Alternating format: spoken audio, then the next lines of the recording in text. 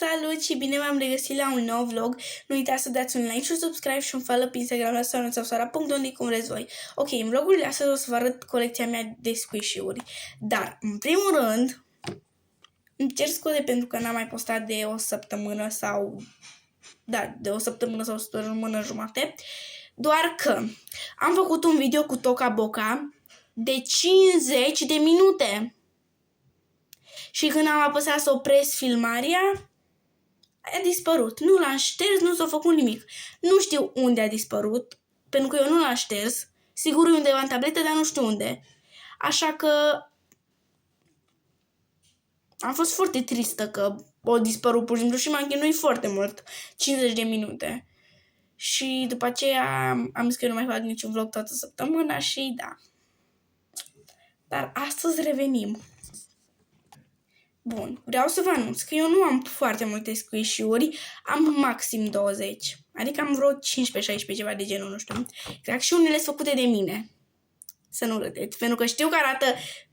Unele nu arată așa bine, pentru că sunt făcute de mine, dar squishy. Genul squishy chiar bune. Eu nu o să vă zic exact de unde le-am cumpărat pe toate, pentru că nu le țin minte, eu le țin în această cutie. Prima am cumpărat-o de la Chinezu și era într-o folie și scria squishy. Și când am ajuns acasă, e squishy, dar... Scuzați-mi unghiile. Dar nu prea squishy. E squishy, dar nu prea squishy. Adică trebuia să se refacă așa lent ca să fie squishy, dar e ok. Adică a fost made in China. 6,50 lei. Slime-urile și nisipurile kinetice și plasticale e un fel de antistres, dar eu nu vi le arăt. Eu mă arăt doar squishy-urile. O aruncăm în spate. Bun. Apoi, hai să le numărăm. 1, 2. Ăsta e făcut slime-ul. La sfârșit alea făcute de mine. Al doilea. Ăsta l-am luat de la Dino Park. Și nu e așa foarte cute. Să mai bine așa. Oh, nu, mai bine așa. Nu a prins și lumina aia de acolo. Al doilea, nu? Da. Al treilea. Ăsta l-am luat de la Jumbo și am dat în jur de 25-30 de lei sau 20 ceva de gen, nu știu. Între 20 și 30 în orice caz, cred. Și mi-a picat fix mov, culoarea mea preferată, pentru că eu nu știam ce culoare îmi pică. Așa. Al patrulea este unul foarte mare. Acesta cred că este cel mai vechi squishy de aici, dar este într-o stare foarte bună. Doar paiul este puțin rupt. Oh my god, și uitați-vă ce bun e. Și acesta l-am luat tot de la Chinezu. Mă rog, eu îi zic Chinezu, dar de fapt nu-i Chinezu. Se cheamă Fistic. Și nu-i Chinezu, e un fel de Chinezu, dar e mai mult turcu, că e din Turcia. Nu din China, că e din Turcia.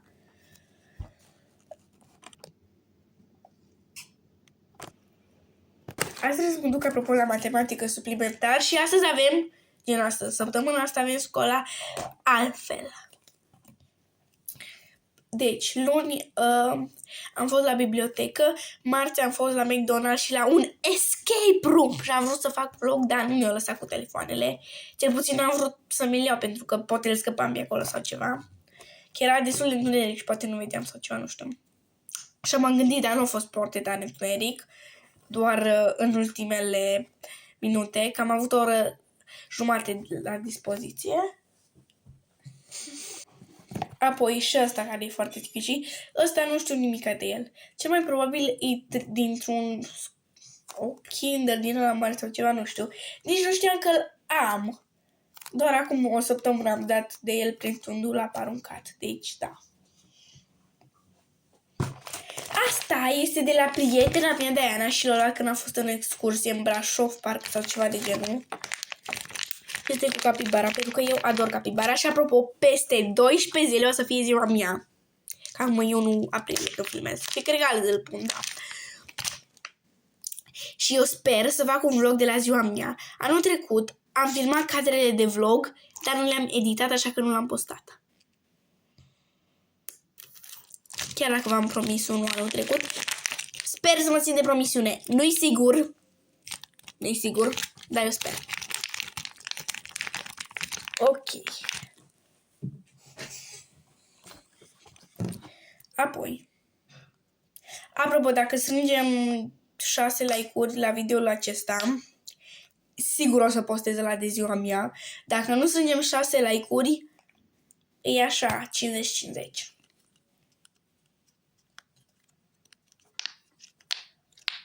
Adică o să-l fac sigur, gen. Eu o să-l fac, dar dacă nu strângem, nu e sigur că îl postez, pentru că eu nu editez degeaba, dacă nu vă interesează, gen.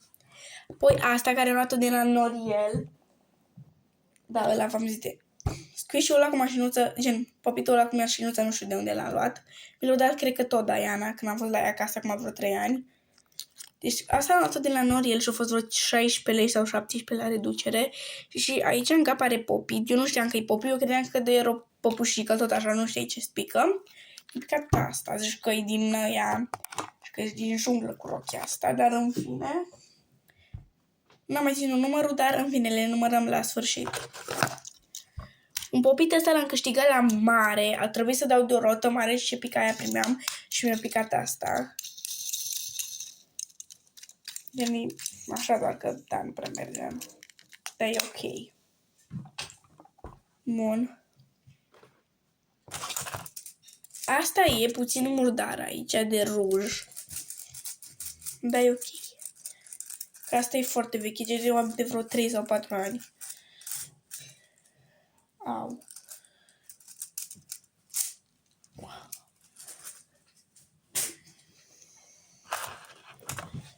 Okay. Și ultimul care nu cum... Bine, eu am mai multe squish-uri și popituri, doar că nu le găsesc sau nu mai știu pe unde spus. Eu le-am pus astea ce le-am în cutia asta.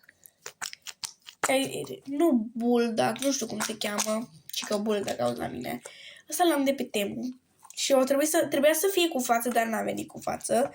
Și e un din acela, știți voi că a fost foarte la modă și mie mi-a picat pe culoare alb. Mă rog, așa un gălbui albui. Nu știu.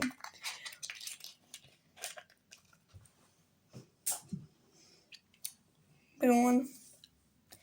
Și acum squish-urile făcute de mine. În primul rând, așa să o setă, care am pus orez înăuntru. Bă, poate o arăta ea greșit total, de atâta de squishy.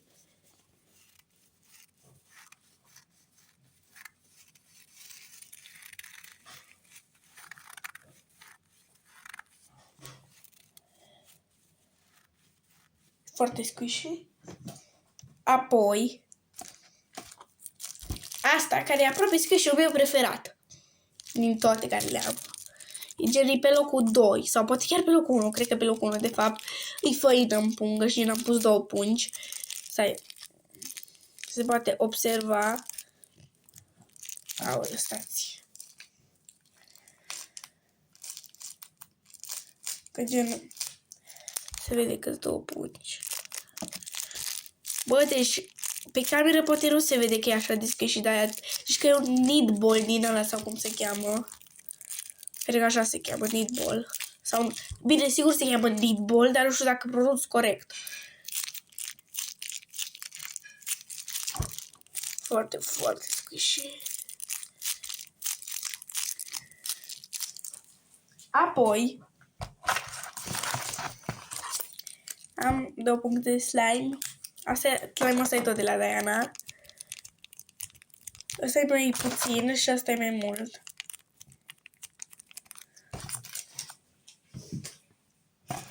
Ok, apoi o punguță cu slime, care e slime-ul ăsta meu. Ok. Apoi, o punguță cu nisip kinetic și mai am încă una care e diferite culori și asta mai mică. Asta am făcut-o ieri, iar asta am făcut-o acum vreo 4-5 luni, ceva de genul. Și de aceea e puțin întărită, dar încă e bună, e ok. Chiar dacă e puțin întărită și are puțin aer în ea. Dar să vedem ce faină e. De-ar fi puțin mai mare, numai că n-am așa mult nisip kinetic. Gen, mai am doar atâta. Bine, mai am destul de mult, dar nu vreau să-l pun în squishy sau slime. Ok. Iar ultimul este un iPhone 17 Pro Max. Nu cred că e Pro Max, nu știu. E așa, care și până și asta. Și are și din aia care se deschide și din astea. De încărcat. La început, atâta de squishy era squishy-ul meu preferat. Și gen nu l-am făcut de mult, l-am făcut acum vreo 2 luni sau acum vreo 3 luni în ianuarie. Și acum nu prea mai e așa squishy, că s-o cam lăsat vata, pentru că e cu vată înăuntru. Da, e ok, tot e satisfying.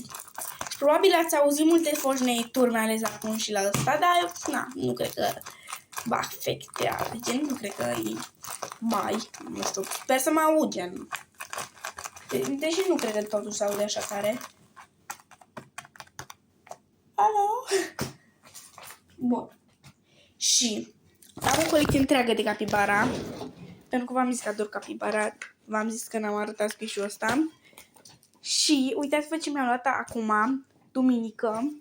Doamne, deci am fost efectiv peste tot cu ei și la școală m-am dus cu ei. Uitați-vă ce cute-i! I-am luat din Ocean și unul a fost 7 lei la reducere și sunt atât de cute și pe ăsta îl cheamă vanilie, hopa că a căzut, iar pe ăsta îl cheamă cacao.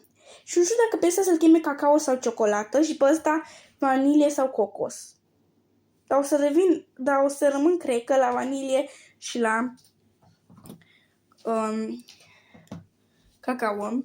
Chiar dacă poate ciocolată și cocos e mai fain. Las. Chiar acum hai să-i numărăm. Trebuie să-mi dau puțin pantaloni de aici. Aoleu, dar le-am aruncat și pe aici. Oh my god. Hai să vedem.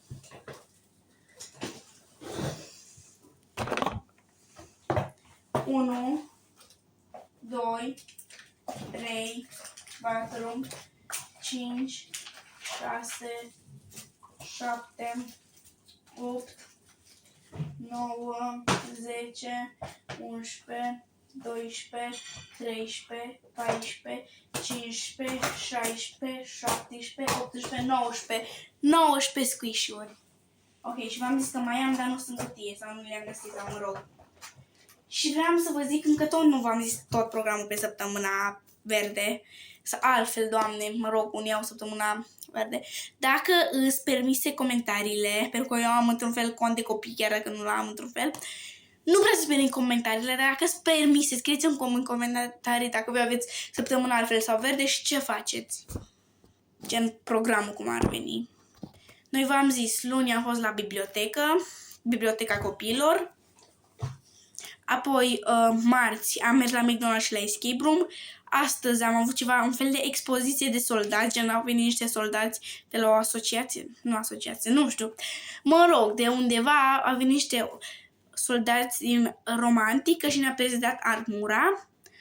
Și am avut și o oră cu doamna psiholog de la noi de la școală. La școală s-a ținut asta. Joi, adică mâine avem activitate cu trotinete și cu biciclete, ne facem ceva trasee pe acolo, iar vineria ne ducem la biserică, iar după ce mergem la biserică o să mergem la Asamblu Mureș. Da. Gen unde se cântă muzică populară și din astea.